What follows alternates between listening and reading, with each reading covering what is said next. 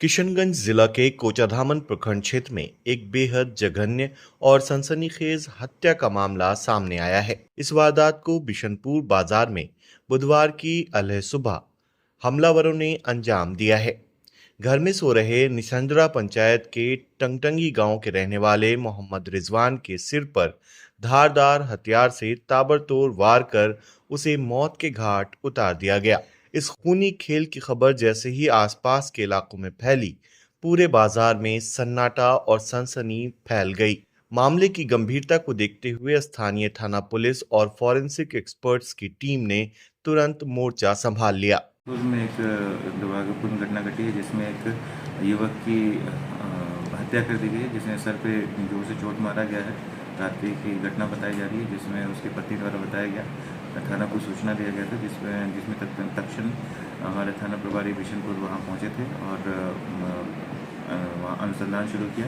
अनुसंधान के क्रम में एफएसएल टीम को बुलाया गया। एफएसएल टीम ने भी अपना वहाँ से जो चीज़ें हो सकती हैं साक्ष्य संकलन किया। साक्ष्य संकलन उपरांत फिर हम लोगों ने बॉडी को पोस्टमार्टम के लिए भेज दिया है और अभी हत्या के कारित किए गए हत्यारे के बारे में हम लोग अभी अनुसंधान कर रहे हैं। बताया जाता है कि रिजवान आलम बिशनपुर में अपने घर पर जब वे गहरी नींद में थे, तभी हमलावरों ने उनके सिर पर धारदार हथियार से जानलेवा हमला कर दिया, जिससे अत्यधिक खून बह जाने के कारण मौके पर ही उनकी मौत हो गई, जिसकी खबर बकौल उनकी पत्नी को नहीं लगी। घटना की सूचना मिलते ही बिशनपुर थाना अध्यक्ष भारी पुलिस बल के साथ मौके पर पहुंचे। जिला मुख्यालय से विशेष रूप से बुलाई गई फॉरेंसिक टीम ने घटनास्थल की घेराबंदी कर फिंगरप्रिंट्स, खून के धब्बे और अन्य महत्वपूर्ण वैज्ञानिक साक्ष्य एकत्र किए। करीब हम लोग को पता चला कि ये फोन किया था, उसके बाद बोला कि ऐसा ऐसा हो गया है, मार दिया गया है। उसके बाद हम लोग आए यहाँ देखे, उसके बाद लाश पड़ा हुआ था और मतलब जैसे सोया था ऐसे ही मतलब मार दिया है उसको। उसके बाद हम लोग आए और प्रशासन को फ़ोन किए, विधायक साहब को और ये मुखिया साहब को। उसके बाद अच्छा, सोशल मीडिया में खबर चल रही है कि उनके साथ उनकी पत्नी भी लेटी हुई थी, खबर सही है? जी सही है, उसके साथ वो भी लेटी हुई थी और बच्ची भी थी, तो दोनों साथ में थी। बाद में पता चला वो लोग को कि ऐसा ऐसा हो गया है। तो क्या एक ही जगह लेटे थे, अलग अलग रूम में लेटे थे? एक ही जगह से लेटे थे। अच्छा, तो आपकी भाभी को किसी तरह कोई चोट खरोच नुकसान कुछ? नहीं, कुछ तरह से नहीं, चोट नहीं, कुछ नहीं आया उसको। किसी पर शक व शुबा आप लोगों को?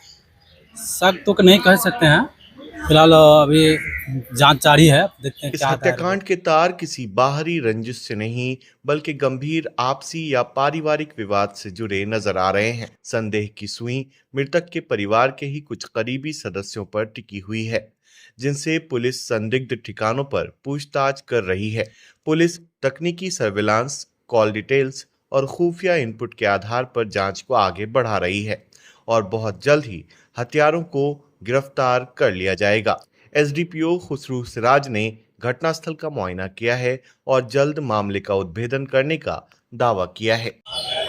बहुत ही दर्दनाक और बहुत ही निर्मम तरीके से रिजवान आलम साहब की हत्या की गई है, जो कि कुवैत में रहते थे। ये एक्चुअली बहादुरगंज प्रखंड अंतर्गत निसंदरा पंचायत के टंगटंगी गांव के निवासी हैं। पिछले 10 साल से बिशनपुर में ही अपना घर बनाकर रहते हैं। ऊपर वो रहते थे, नीचे किराएदार रहते हैं। तो ये बहुत ही दर्दनाक घटना है और इसकी निर्मम तरीके से हत्या की गई है। अभी हम लोग सदर अस्पताल में पोस्टमार्टम किया, डेड बॉडी जा रहा। पुलिस पदाधिकारियों से भी बात हुई है और जो भी दोषी होंगे, पुलिस अधीक्षक संतोष कुमार जी, एसडीपीओ खुसरू सिराज साहब या और जितने भी पुलिस पदाधिकारी हैं, अब तक तो जिले में जितना भी घटना हुआ सबका जो है खुलासा हुआ है, सब जो है मुजरिम जो है पकड़े गए। इसमें भी होगा जो भी, लेकिन ये बहुत ही ये घटना है और ये सब के लिए एक प्रश्न चिन्ह लगाता है कि इसका किसी से कोई विवाद भी नहीं।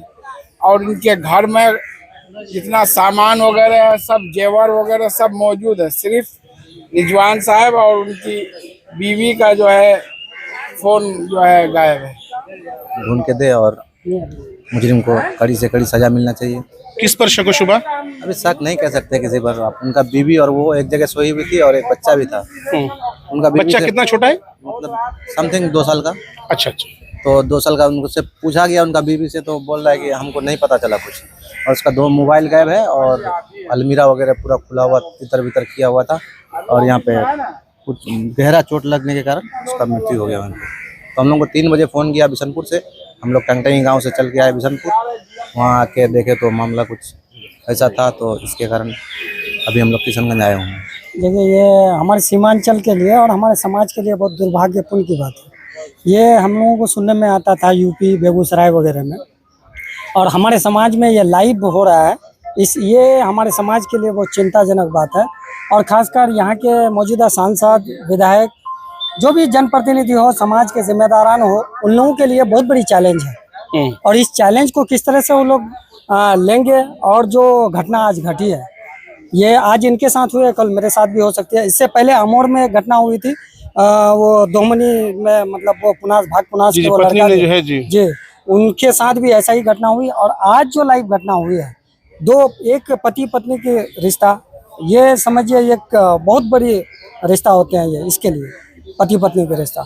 और दोनों आदमी सोए हुए रहते हैं और नीचे में वो मतलब 4 परिवार, मतलब वो किराए पे दिए हुए हैं, और ऊपर में एक ही परिवार रहते हैं, पति और पत्नी, एक बच्चे।